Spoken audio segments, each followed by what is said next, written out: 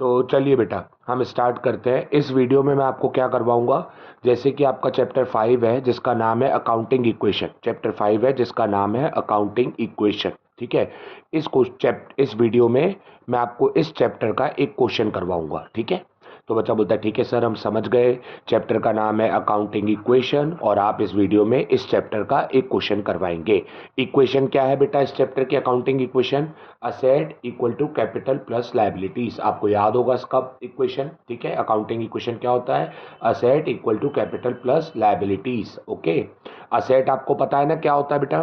Cash जो फायदा दे, machine जो फायदा दे, फर्नीचर जो आपको फायदा दे, जो भी चीज़ आपको फायदा देती है वो आपका असेट है। तो बच्चा बोलता है हाँ सर याद है, असेट जो फायदा दे, कैश फायदा देता है, मशीन फायदा देता है, फर्नीचर फायदा देता है।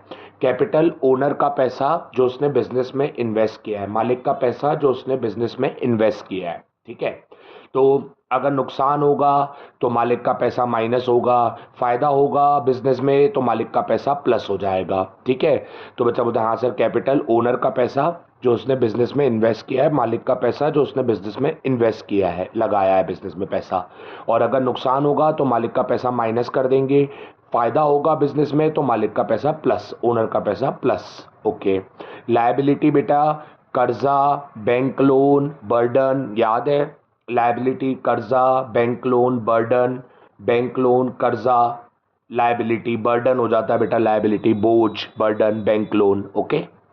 चलो तो आगे चलते हैं बेटा। आपको ये नाम याद होने चाहिए, मैंने पहले भी कहा है, अगर आपको नहीं याद है तो अभी याद कर लो। इक्वेशन तो आपको याद ही है, asset equal to capital plus liabilities. Asset cash, ये बहुत ध्यान से सुन लेना, असेट कैश मशीन जो आपको फ़ायदा देता है, ठीक है, असेट जो फ़ायदा देता है, कैश मशीन। डेटर बेटा, डेटर जिससे आपको पैसे लेने हैं, अगर आप उन्हें सामान सेल करते हो, किसी को सामान बेचोगे, सेल करोगे तो आप उससे पैसे लोगे फ्यूचर में। अगर आपने किसी को सामान सेल किया उधारी पे तो आप फ्यूचर में उससे बोलोगे कि भैया मेरे को मेरे पैसे दे दो। आप तो आपको जिससे पैसे लेने होते हैं उसे डेटर कहते हैं, वो आपके लिए अच्छी बात है, असेट पैसे लेने हैं। तो जल्दी बताओ, जब आप किसी को सामान सेल करते हो उधारी पे तो आप उसे फ्यूचर में पैसे वापस लो, बोलोगे ना कि पैसे दे दो मेरे को, ठीक है। तो जब वो जिस इंसान को आपने उधारी दी उस इंसान को डेटर कहते हैं, क्या कहते हैं? डेटर, ठीक है। तो आपको उससे पैसे लेने हैं तो वो आपके लिए असेट है, अच्छी बात है, पैसे लेने हैं, ठीक है। प्रीपेड एक्सपेंस बेटा क्या होता है? जब कोई एक्सपेंस आप एडवांस में पे कर दो, अगले साल का एक्सपेंस आपने एडवांस में पे कर दिया, किसी चीज़ का पेमेंट आपने अगले साल का एडवांस में कर दिया। तो बेटा अगर किसी को एडवांस पेमेंट करते हैं ना, अगले साल का एक्सपेंस एडवांस में भर दे तो बेटा उस एक्सपेंस को प्रीपेड एक्सपेंस कहते हैं। अब हमने अगले साल का एक्सपेंस एडवांस में भर दिया है तो जिसको भी हमने एडवांस दिया है वो हमारा काम करके देगा ना बेटा, तो वो हमारे लिए अच्छी बात है, अगले साल वो हमें मना नहीं कर सकता, तो वो हमारा काम करके देगा। हमने एडवांस पेमेंट किया है तो अगले साल वो हमारा काम करके देगा, उसको करना पड़ेगा। हमने पेमेंट कर दिया तो हमें अगले साल सर्विस मिलेगी, तो वो हमारे लिए क्या हो जाता है? असेट, ठीक है। तो बच्चा बोलता है हाँ सर हम समझ गए, जब हम किसी एक्सपेंस का अगले साल का एडवांस में पेमेंट कर देते हैं उस एक्सपेंस को प्रीपेड एक्सपेंस बोलते हैं। और क्योंकि हमने एडवांस पेमेंट किया है तो वो सामने वाला इंसान हमारा काम करके देगा, ठीक है। सामने वाला इंसान अगले साल हमारा काम करके देगा क्योंकि हमने उसको एडवांस दिया है, तो हमें सर्विस मिलेगी अगले साल, हमारे लिए असेट, बिल्कुल। तो याद रखना prepaid expense asset. Accrued income बेटा ये भी याद कर लो, अक्रूड इनकम भी असेट होता है। बच्चा बोलता है ये कौन सी इनकम होती है? बेटा आपने किसी का काम कर दिया, फिर उसने बोला कि पैसे वो आपको अगले साल देगा। तो जब आप किसी का काम कर देते हो बट वो पैसे आपको अगले साल देगा, अभी नहीं दे रहा, तो आपको अगले साल पैसे मिलेंगे, ऐसी इनकम को कहते हैं अक्रूड इनकम। तो अगले साल आपको पैसे मिलेंगे तो आपके लिए अच्छी बात है, असेट। बच्चा बोलता है ओके सर हम समझ गए, जब हम किसी का काम कर देते हैं और वो हमें पैसे अगले साल देगा, अभी नहीं देगा, ऐसी इनकम को अक्रूड इनकम बोलते हैं। और क्योंकि हमें पैसे अगले साल मिलेंगे तो हमारे लिए अच्छी बात है, असेट। तो याद रखिएगा अक्रूड इनकम असेट। बच्चा बोलता है याद हो गया sir, asset cash machine debtor prepaid expense accrued income, ठीक है। अगर आपका मन करे तो फिर से पीछे जाके सुन लो एक बार, ठीक है। कैपिटल ओनर का पैसा, मालिक का पैसा जो उसने बिजनेस में इन्वेस्ट किया है, अगर बिजनेस में फायदा होगा तो मालिक का पैसा प्लस होगा, नुकसान होगा तो मालिक का पैसा माइनस होगा, कैपिटल, ओके। लायबिलिटी बेटा बोझ, बर्डन, कर्जा, लोन, ठीक है। बैंक लोन बेटा बर्डन, लायबिलिटी कर्जा, बैंक लोन कर्जा, लायबिलिटी। बर्डन होता है bank loan, burden liability. Creditor बेटा जब आप किसी से सामान परचेज करो उधारी पे, हाँ बेटा क्रेडिटर जब आप किसी से सामान परचेज करो उधारी पे, तो जब आप किसी से परचेज करोगे उधारी पे तो आपको पैसे देने पड़ेंगे बेटा कुछ समय बाद, तो देने पड़ेंगे, तो जिस इंसान को आपको पैसे देने पड़ेंगे उस इंसान को क्रेडिटर कहते हैं। क्या कहते हैं? क्रेडिटर। आपको देने पड़ेंगे तो आप पे लायबिलिटी बर्डन है बेटा, ठीक है। तो बच्चा बोलता है ठीक है सर हम समझ गए, जब हम किसी से परचेज करते हैं सामान, एक मिनट बेटा, एक मिनट, हाँ तो बेटा बच्चा बोलता है सर हम समझ गए, जब हम किसी से परचेस करते हैं सामान उधारी पे, तो जिस इंसान से हम उधारी पे लेते हैं उस इंसान को क्रेडिटर कहते हैं, और हमें पैसे देने पड़ेंगे उस इंसान को, तो वो इंसान हमारे लिए लायबिलिटी हो गया, बर्डन हो गया। मैंने कहा बिल्कुल, वेरी गुड।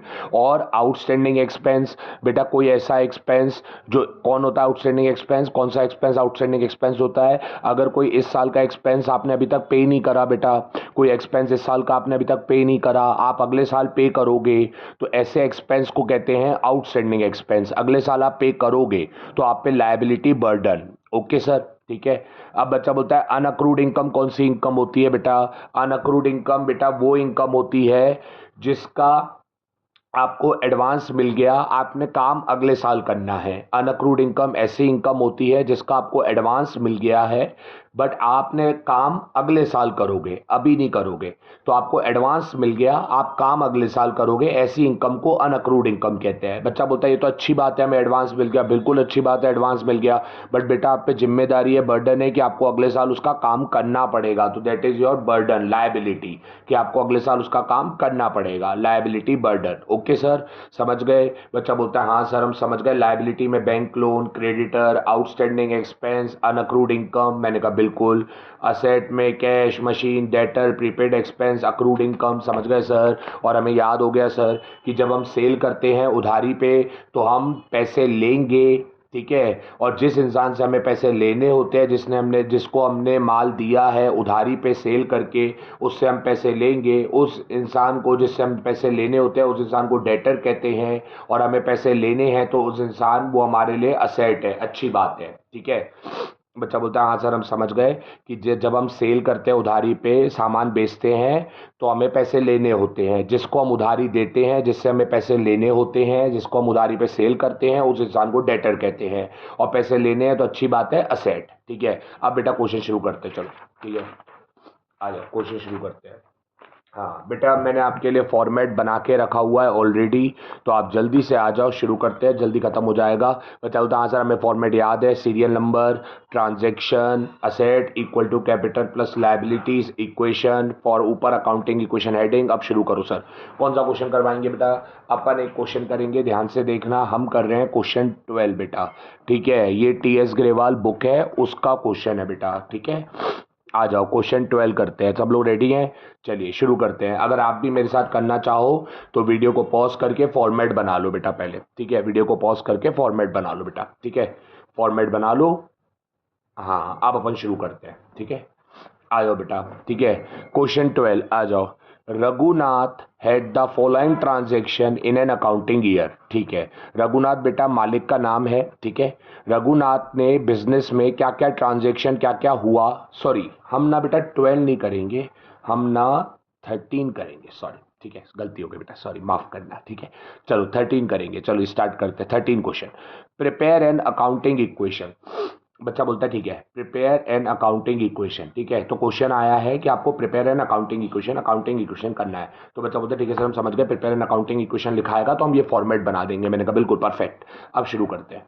पहला पॉइंट, स्टार्टेड बिजनेस, एक इंसान ने बिजनेस शुरू कर दिया, started business with cash goods. बेटा जब उसने बिजनेस शुरू करा तो उसने बिजनेस में कैश भी लगाया और गुड्स भी लगा दिए, ठीक है। बिजनेस में गुड्स तो होने चाहिए ना बेटा, तभी तो दुकान चलेगी, अगर माल ही नहीं होगा दुकान पे तो बेचोगे क्या, ठीक है। तो पहला point, started business with cash and goods, started business with cash and goods, पहला पॉइंट।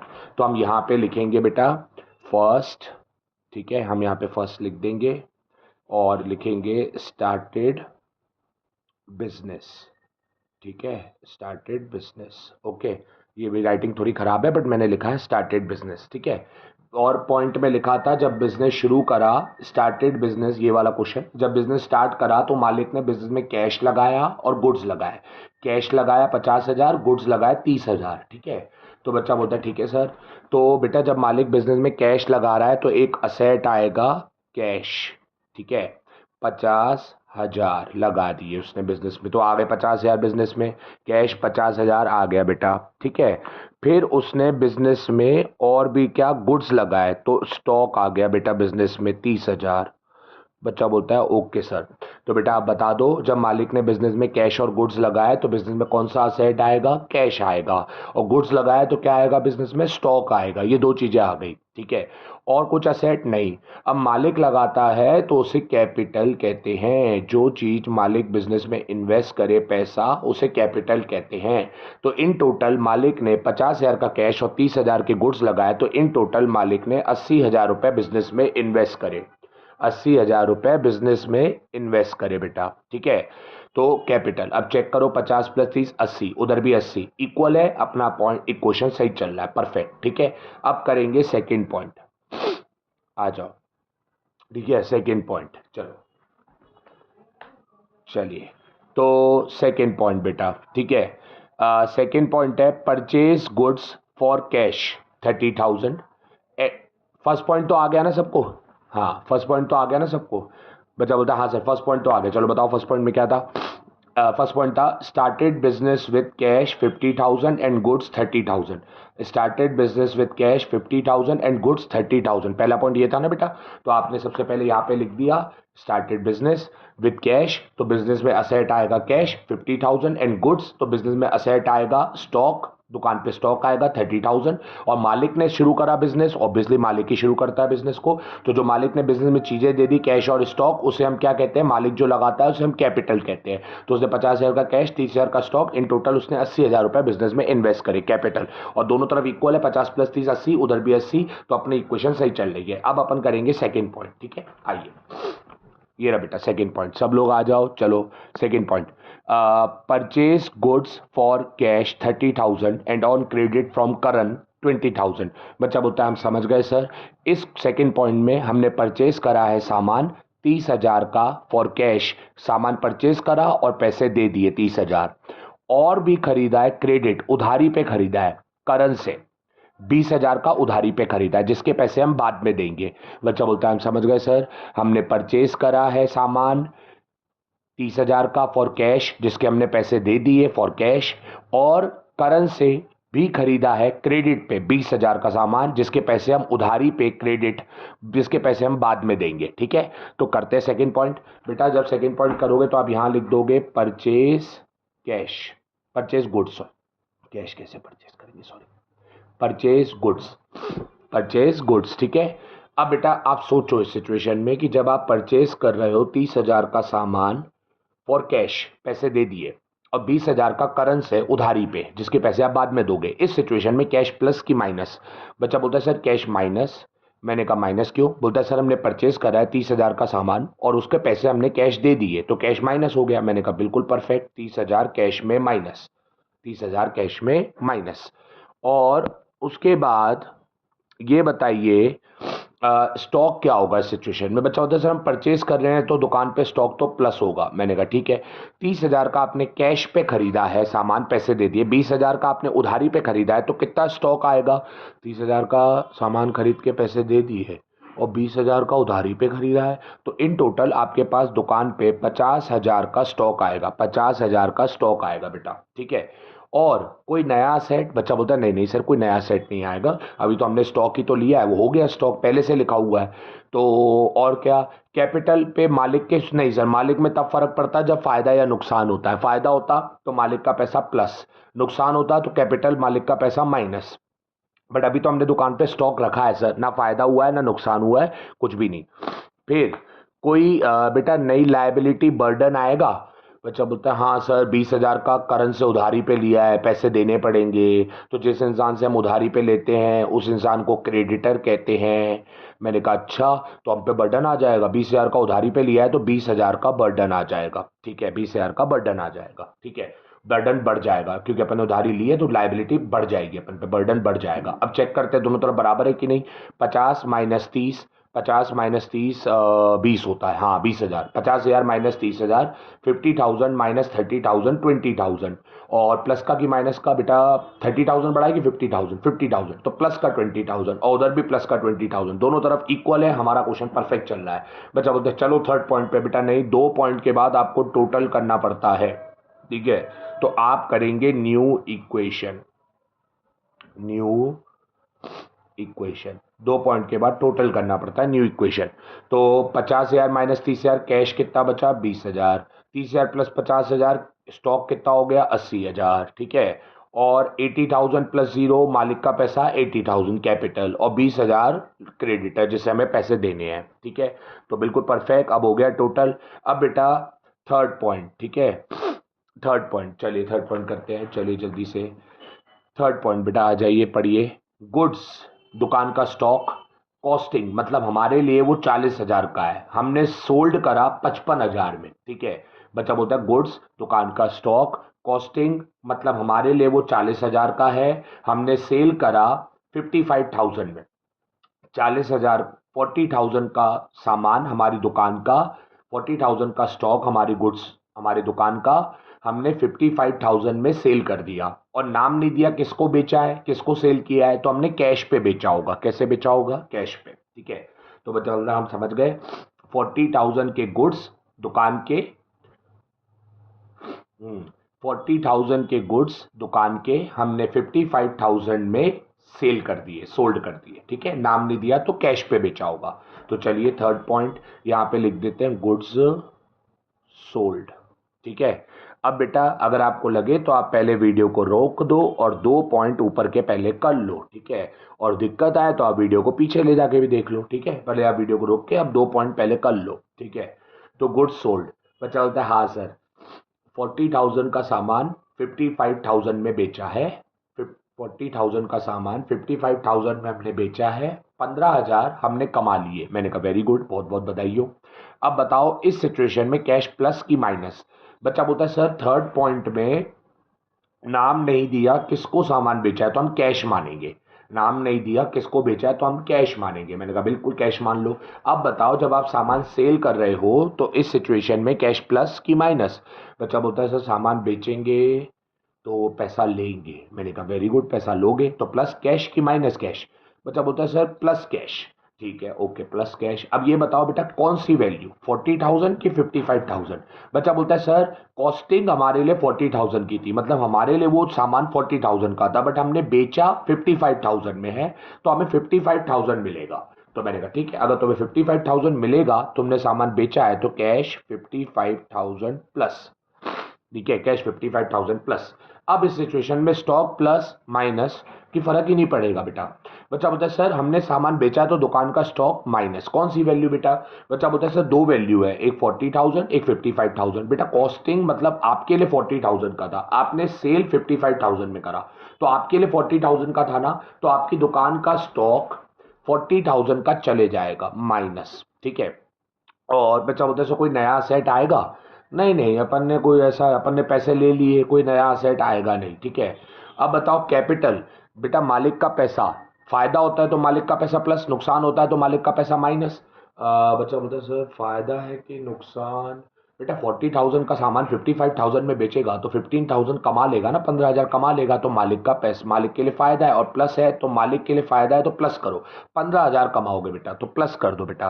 क्या क्रेडिटर जिसने तुम्हें उधार दिया था, ठीक है, जब आप बेच रहे हो तो आप पे उधार थोड़ी बढ़ेगा, क्रेडिटर ना प्लस ना माइनस, फर्क ही नहीं पड़ेगा, जीरो, ठीक है। जब आप सामान बेच रहे हो और कमा रहे हो तो उस पर बर्डन पे फर्क नहीं पड़ेगा बेटा, ठीक है, क्रेडिटर पे फर्क नहीं पड़ेगा, ठीक है। तो फर्क नहीं पड़ेगा तो जीरो। अब चेक करो दोनों तरफ बराबर है कि नहीं, कोई और बर्डन आएगा तुम पे, नहीं बचा, तो सामान बेच दिया तो काय को बर्डन आएगा, ठीक है। अब चेक करो इक्वल है कि नहीं, 55,000 माइनस 40,000, 55,000 माइनस 40,000, 15,000, ओके। 55,000 बड़ा है कि 40,000 बड़ा है, 55,000 बड़ा है, तो प्लस का 15,000 और उधर भी प्लस का 15,000, दोनों तरफ बराबर है बेटा, परफेक्ट। अब बेटा एक पॉइंट हो गया, फिर से टोटल कर दीजिए न्यू इक्वेशन, ठीक है। तो बच्चा बोलता है ओके सर, हम फिर से टोटल न्यू इक्वेशन कर देते हैं, फटाफट कर देते हैं न्यू इक्वेशन। और 20 प्लस 55 75,000, 20,000 प्लस 55,000 75,000, 80,000 माइनस 40,000 40,000 बेटा, ठीक है। और 80 बड़ा है 40 बड़ा है, ठीक है, मतलब 80 माइनस 40 40, ठीक है। 80,000 प्लस 15,000 95,000, ठीक है। और 20,000 प्लस 0 20,000, परफेक्ट चल रहा है बेटा। अब आता है अपना फोर्थ पॉइंट। कौन सा पॉइंट आता है बेटा? Fourth point. आइए सर फोर्थ पॉइंट करते हैं, चलिए। ये रहा बेटा फोर्थ पॉइंट, सब लोग ध्यान से देखेंगे और जल्दी जल्दी करेंगे। फोर्थ पॉइंट, विड्रू मतलब बिजनेस से निकाला कैश। बिजनेस से कैश कौन निकाल सकता है? सिर्फ मालिक निकाल सकता है, और कोई ओनर ही निकाल सकता है, और कोई पैसा बिजनेस से निकाल नहीं सकता। आप किसी की दुकान पे जाके पैसे नहीं निकाल सकते, सिर्फ मालिक ही निकाल सकता है। विड्रू मतलब निकाला, क्या निकाला बिजनेस से? कैश।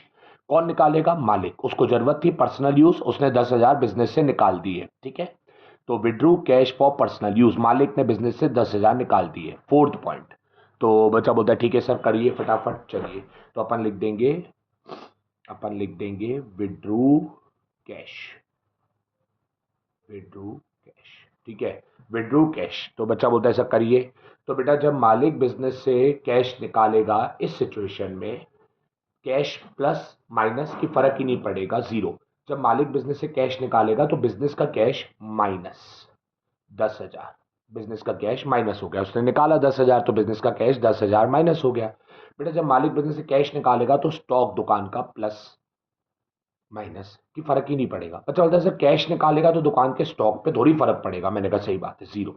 कोई नया असेट, बच्चा बोलता है नहीं सर मालिक बिजनेस से कैश निकाल रहा है, उसमें कोई नई चीज थोड़ी आ जाएगी, बिजनेस में कोई असेट थोड़ी आ जाएगा, बिल्डिंग थोड़ी आ जाएगी। मैंने कहा सही बात है, कुछ नहीं आएगा, ठीक है। बेटा जब मालिक निकाल रहा है तो ये कौन है? ये कैपिटल, मालिक है। तो जब मालिक निकाल रहा है तो मालिक के पैसे कम हो जाएंगे बिजनेस में, ठीक है। तो 10,000 मालिक के पैसे बिजनेस में कम हो जाएंगे। उसके 95,000 थे, उसने 10,000 बिजनेस से निकाल दिए, तो उसने जो पैसा बिजनेस में 95,000 लगाया था 10,000 निकाल दिया, तो कम हो गए ना उसके पैसे अब बिजनेस में। तो मालिक ने बिजनेस में 95,000 इन्वेस्ट करे थे कैपिटल, अब उसने 10,000 निकाल दिए, तो बिजनेस में उसके जो पैसे इन्वेस्टेड थे अब वो कम हो गए। मैंने कहा बिल्कुल परफेक्ट। क्रेडिटर, बेटा जब मालिक बिजनेस से निकालेगा तो उससे जो जिससे आपने उधार लिया है लायबिलिटी क्रेडिटर, उस पर थोड़ी फर्क पड़ेगा, तो फर्क नहीं पड़ेगा तो जीरो। अब चेक करो दोनों तरफ बराबर है कि कोई नया बर्डन आएगा? नहीं बेटा, मालिक निकालेगा तो कोई बर्डन थोड़ी आ जाएगा बिजनेस पे। तो अब चेक करो बराबर है कि नहीं, -10 इक्वल है, -10 तो इक्वल होता है बेटा, हाँ इक्वल है। तो बेटा फिर से टोटल कर दो न्यू इक्वेशन, तो फिर से टोटल कर दीजिए न्यू इक्वेशन। और 75 माइनस 10,000, 75,000 माइनस 10,000 65,000, 40,000 प्लस 0 40,000, 95,000 माइनस 10,000 85,000, और 20,000 प्लस 0 20,000, परफेक्ट टोटल हो गया बेटा। अब हमारा एक लास्ट पॉइंट रह गया है, फिफ्थ पॉइंट। जल्दी से आ जाइए बेटा, कर लेते हैं खत्म, चलो। फिफ्थ पॉइंट आ जाइए बेटा, बहुत शानदार पॉइंट है, देखिए रेंट आउटस्टैंडिंग, फिफ्थ पॉइंट। बच्चा बोलता है फिफ्थ पॉइंट रेंट आउटस्टैंडिंग 2,000। मैंने कहा हाँ, फिफ्थ पॉइंट रेंट आउटस्टैंडिंग 2,000, इसका क्या करना चाहिए? Rent outstanding 2,000। तो बेटा बच्चा बोलता है सर ये कौन सा रेंट होता है? बेटा आउटस्टैंडिंग वो रेंट होता है जो इस साल का है बट आप पे अगले साल करोगे। आउटस्टैंडिंग वो रेंट होता है बेटा जो इस साल का है बट आप पे अगले साल करोगे, ऐसे रेंट को कहते हैं रेंट आउटस्टैंडिंग। 2,000 करते हैं बेटा, चलो आ जाओ। तो बेटा फिफ्थ पॉइंट यहाँ पे लिख देते हैं रेंट आउटस्टैंडिंग, इस साल का रेंट जो आप पे अगले साल करेंगे, ऐसे रेंट को रेंट आउटस्टैंडिंग कहते हैं। बच्चा बोलते सर अब बताइए इस सिचुएशन में कैश प्लस की माइनस की फर्क नहीं पड़ेगा, जीरो। बेटा इस साल का रेंट है, बेटा पे अगले साल करोगे, पे जब अगले साल करोगे तो कैश पे थोड़ी फर्क पड़ेगा। हाँ सही बात है ना बेटा, जब पे अगले साल करोगे तो कैश पे अभी फर्क नहीं पड़ेगा, कैश पे जीरो, ठीक है, फर्क नहीं पड़ेगा। रेंट का बेटा स्टॉक पे फर्क भी नहीं पड़ेगा, जीरो, ठीक है। कोई नया सेट, बच्चा बोलता है नहीं सर हमें पे करना है अगले साल, इस साल का रेंट हम पे अगले साल करेंगे, तो बेटा बर्डन है, लायबिलिटी है, जिम्मेदारी है। असेट फायदे देने वाली कोई चीज नहीं है बेटा, ठीक है। तो असेट कोई नया असेट नहीं आएगा बेटा, ठीक है। बच्चा बोलता है सर अकाउंट्स में बोलते हैं, आपने बोला था कि एक्सपेंस हो तो मालिक के पैसे माइनस नुक्स, इनकम हो तो मालिक का पैसा प्लस कैपिटल। बेटा रेंट तो एक्सपेंस होता है, और आपको ध्यान रखना है इस साल का एक्सपेंस कैपिटल में माइनस, मालिक के पैसों में माइनस। इस साल की इनकम मालिक के पैसे कैपिटल में प्लस। बोल के बताओ चलो, बोलो बोलो, घर पे बैठे हो ना तो भी बोल दो बेटा। इस साल का एक्सपेंस मालिक के पैसे कैपिटल में माइनस, इस साल की इनकम मालिक के कैपिटल में, मालिक के पैसे में प्लस। बच्चा बोलते सर रेंट आउटस्टैंडिंग इस साल का रेंट है जो हम अगले साल भरेंगे, तो अगले साल भरेंगे तो अभी माइनस करना है। बिल्कुल बेटा, अकाउंट्स कहता है तो इस साल का रेंट, तो इसी साल का एक्सपेंस मानेंगे, भले आप पे अगले साल करो, पैसा मैटर नहीं करता। अकाउंट्स कहता है तो इसी साल का रेंट, भले आप पे अगले साल करो, पैसा मैटर नहीं करता। मैटर ये करता है कि ये इस साल का रेंट है तो इसी साल का एक्सपेंस है, इसी साल एक्सपेंस उसको मानना है, और एक्सपेंस है तो मालिक के पैसे माइनस हो जाएंगे बेटा, ठीक है। तो माइनस, बेटा बताओ, चलो रेंट आउटस्टैंडिंग इस साल का रेंट जो आप पे अगले साल करोगे। अकाउंट्स कहता है कि भले आप पैसे बाद में दो, पैसा मैटर नहीं करता, है तो इस साल का रेंट तो इसी साल का एक्सपेंस मानेंगे, और एक्सपेंस है तो मालिक के पैसे माइनस होंगे, ठीक है। तो जैसे आप एक बात बताओ, अगर आप मुझे इस साल की फीस अगले साल दो, तो भले दोगे अगले साल, बट है तो फीस इस साल की ना, ठीक है तो इस साल की फीस ना, भले आप मुझे अगले साल दे दो, ठीक है, बट है तो इस साल की ना। तो रेंट भी आउटस्टैंडिंग है तो इस साल का रेंट, भले आप मुझे पैसे अगले साल दो, बट है तो इसी साल का रेंट, और इसी साल का रेंट है तो इसी साल का एक्सपेंस मानना है, और मालिक के पैसे माइनस हो जाएंगे, भले पैसे बाद में दो, पैसा मैटर नहीं करता, है तो इस साल का रेंट तो इसी साल एक्सपेंस माना जाएगा, और इसी साल मालिक के पैसों में माइनस किया जाएगा, भले पैसे बाद में दो, पैसा मैटर नहीं करता, ठीक है। और रेंट का क्रेडिटर पे फर्क नहीं पड़ेगा, वहां पे एक नया बर्डन आ जाएगा बेटा, आपने अगले साल आपको रेंट देना है, रेंट आउटस्टैंडिंग देना पड़ेगा, तो बेटा इस एक्सपेंस को, इस बर्डन को कहते हैं आउटस्टैंडिंग रेंट, इस लायबिलिटी को कहते हैं आउटस्टैंडिंग एक्सपेंस, आउटस्टैंडिंग एक्सपेंस। इस बर्डन जिसको आपको रेंट, आप जिसका पेमेंट अगले साल करोगे बेटा, इस बर्डन को कहते हैं आउटस्टैंडिंग एक्सपेंस, जिसका पेमेंट आप अगले साल करोगे, ठीक है, बर्डन। तो आपको 10,000 अगले साल देने पड़ेंगे, तो बर्डन बढ़ जाएगा बेटा, प्लस बर्डन बढ़ जाएगा, ठीक है। तो बच्चा बोलता है सर हम समझ गए, रेंट आउटस्टैंडिंग इस साल का रेंट जिसका पेमेंट हम अगले साल करेंगे, रेंट इस साल का है तो इसी साल का एक्सपेंस है, और इसी साल का एक्सपेंस है तो मालिक के पैसे माइनस हो जाएंगे, पैसा वाले बाद में दे, पैसा अकाउंट्स में मैटर नहीं करता, इस साल का एक्सपेंस है तो इसी साल मालिक के पैसों में माइनस होगा, और इसी साल वो एक्सपेंस माना जाएगा, भले पेमेंट अगले साल करे। और हम पे पेमेंट अगले साल करेंगे तो हम पे बर्डन आ गया, उस लायबिलिटी बर्डन का नाम है आउटस्टैंडिंग एक्सपेंस, हम पे अगले साल करेंगे तो हम पे बर्डन प्लस हो जाएगा। अब चेक करो बराबर है कि नहीं, 10,000 माइनस 10,000 जीरो, और उधर भी जीरो, बराबर है, तो हो गया बेटा। अब सारे पॉइंट कंप्लीट हो गए हैं बेटा, टोटल कर दो न्यू इक्वेशन और फिर क्वेश्चन को छोड़ दो, न्यू इक्वेशन और क्वेश्चन को छोड़ दो बेटा। 65,000 प्लस जीरो 65,000, ठीक है, 40,000 प्लस जीरो 40,000, ठीक है, और 85,000 माइनस 10,000 75,000, और 20,000 प्लस जीरो 20,000, और ये 10,000, तो आपको टोटल करके छोड़ देना है बेटा, ठीक है, टोटल करके छोड़ देना है, ठीक है, क्वेश्चन खत्म हो गया, ठीक है। अब बेटा एक बात सुन लेना, ठीक है, हाँ इसमें लिखा था प्रिपेयर एन अकाउंटिंग इक्वेशन, तो आपने अकाउंटिंग इक्वेशन बना दिया बेटा, प्रिपेयर एन अकाउंटिंग इक्वेशन, तो आपने अकाउंटिंग इक्वेशन बना दिया, खत्म हो गया, ठीक है। अब मान लो इसके आगे लिखा होता ऑल्सो प्रिपेयर बैलेंस शीट, क्या लिखा होता, ऑल्सो प्रिपेयर बैलेंस शीट, अगर ये लिखा होता, ठीक है, तो बताओ क्या लिखा है, प्रिपेयर एन अकाउंटिंग इक्वेशन, वो तो आपने बना दिया, और अगर लिखा होता क्वेश्चन में also prepare balance sheet, question paper में लिखा हो ऑल्सो प्रिपेयर बैलेंस शीट, तो क्या करोगे बेटा, कुछ नहीं करना, आप पहले अकाउंटिंग इक्वेशन बना देना, ठीक है, पहले अकाउंटिंग इक्वेशन बना देना। अब अगर लिखा है ऑल्सो प्रिपेयर बैलेंस शीट, तो अपने पन्ने को ऐसे पलटना और बस एक ऐसे हेडिंग देना, balance sheet, also prepare balance sheet, तो ऐसे बनाना बैलेंस शीट, ऐसे लाइन करना, ठीक है, और इधर लिखना as at dot dot dot dot, यहाँ लिखना लाइबिलिटीज, यहाँ लिखना रुपीज, यहाँ लिखना असेट, यहाँ लिखना रुपीज, ठीक है। अब क्या करना बेटा, जो आपने अकाउंटिंग इक्वेशन बनाई ना उसको देखना बेटा, अकाउंटिंग इक्वेशन जो बनाई उसमें असेट क्या है, कैश और स्टॉक, असेट क्या है, हाँ एक मिनट, असेट क्या है, कैश और स्टॉक, तो बेटा कैश कितना बचा लास्ट में 65,000, और स्टॉक कितना बचा लास्ट में 40,000, ठीक है। तो ये आपने देखा अकाउंटिंग इक्वेशन में असेट क्या है, कैश और स्टॉक, असेट क्या है, कैश और स्टॉक, कैश लास्ट में कितना है 65,000, स्टॉक कितना है 40,000, तो बेटा अब आप यहाँ पे इधर लिख देना कि कैश 65,000 और स्टॉक 40,000, ठीक है, ठीक है, ये हो गया बेटा। अब उसके बाद आप क्या देखोगे, अब आप देखोगे कि कोई क्या लिखा है, बच्चा बोलता कोई और असेट होता तो वो भी लिख देते बेटा, कोई और असेट होता तो वो भी लिख देते बेटा, ठीक है। अब उसके बाद आप देखोगे कि ये देखो कैपिटल कितना है लास्ट में 75,000, कैपिटल कितना है लास्ट में 75, एक मिनट सॉरी, हाँ हाँ, तो बेटा बताओ, देखो बताओ मुझे जल्दी से आप क्या करने वाले हो।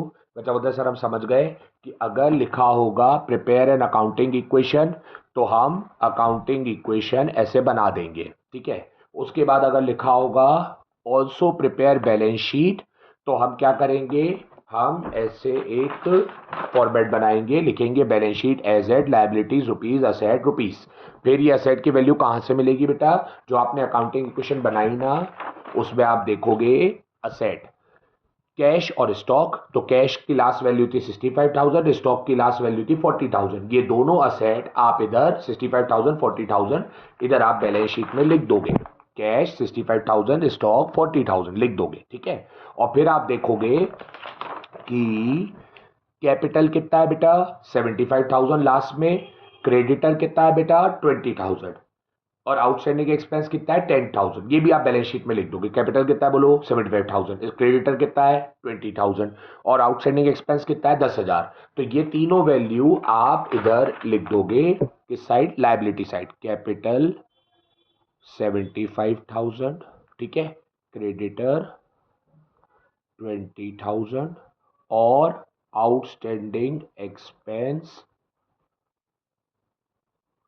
10,000, ठीक है। ये तीनों भी आप इधर लिख दोगे और फिर आप दोनों तरफ टोटल करके छोड़ दोगे, जो इधर का टोटल होगा 1,05,000 वही उधर का टोटल होगा 1,05,000, खत्म हो गया बेटा, ठीक है। तो मैंने आपको बैलेंस शीट बनाना भी सिखा दी। बच्चा बोलता है ठीक है सर हम समझ चुके हैं, मैंने कहा बताओ क्या समझ गए, बोलता है सर हम समझ गए, अगर लिखा है प्रिपेयर एन अकाउंटिंग इक्वेशन तो हम क्या करेंगे, पहले पूरा अकाउंटिंग इक्वेशन बनाएंगे जैसे आपने हमें सिखाया। मैंने कहा बिल्कुल परफेक्ट, पूरा अकाउंटिंग इक्वेशन तुम बना दोगे, जैसे ही बना दोगे फिर खत्म। अगर उन्होंने बोला ऑल्सो प्रिपेयर बैलेंस शीट तो आप जल्दी से दूसरे पेज पे जाएंगे और ऐसे लिखेंगे balance sheet asset liability rupees asset rupees और फिर आप क्या करेंगे, आप देखेंगे अकाउंटिंग इक्वेशन में कि असेट कैश और स्टॉक 65,000 और लास्ट में 40,000, असेट, हाँ आप देखेंगे असेट कैश और स्टॉक, कैश 65,000 स्टॉक 40,000,